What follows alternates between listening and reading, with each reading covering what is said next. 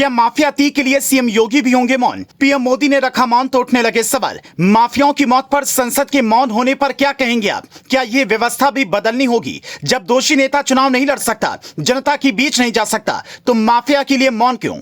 गुरुवार को जब संसद से एक तस्वीर सामने आई तो कई लोगों के दिमाग में कई सवाल उठे। सबसे बड़ा सवाल तो यही है कि माफिया अतीक के लिए पीएम मोदी ने मौन रखा, तो क्या सीएम योगी भी माफिया अतीक और उसके भाई अशरफ के लिए मौन रखेंगे? यह सवाल इसलिए क्योंकि अतीक जैसे लोकसभा का पूर्व सांसद था, वैसे ही यूपी विधानसभा का पूर्व सदस्य भी था और अतीक का भाई अशरफ भी एक बार विधायक रह चुका था।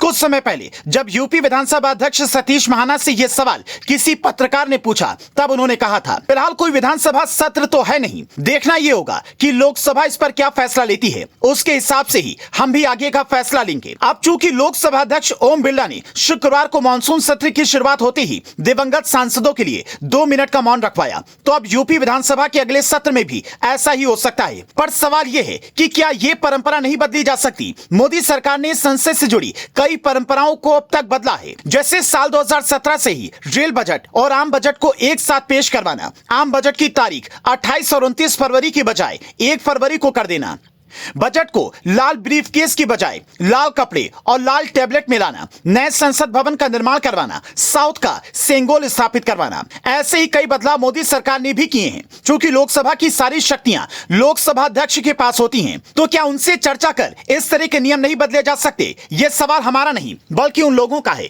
जो अतीक और अशरफ जैसे माफियाओं के हाथों कभी निशाना बनाए गए। किसी का पिता छीना तो किसी का बेटा। हमारे देश में कई परंपराएं ऐसी हैं जिन्हें वक्त के साथ बदला गया। अब चूंकि बदलाव आसान नहीं होता, इसीलिए सवाल भी उठ रहे।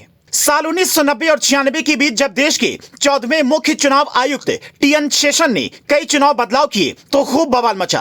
आज जो वोटर आईडी कार्ड पर आप अपनी फोटो देखते हैं, वो उन्हीं टीएन शेषन की देन है। बिहार जैसे कई राज्यों में बूथ कैप्चर करना और चुनाव में धांधली आम बात थी, तब टीएन शेषन ने बिहार में सेंट्रल फोर्स का इस्तेमाल कर चुनाव करवाया था। इस बदलाव से लालू इतने घबराए थे कि अपने अंदाज में यह तक कह दिया था, टीएन शेषन को भैंस पर चढ़ाकर गंगा जी में हेला देंगे।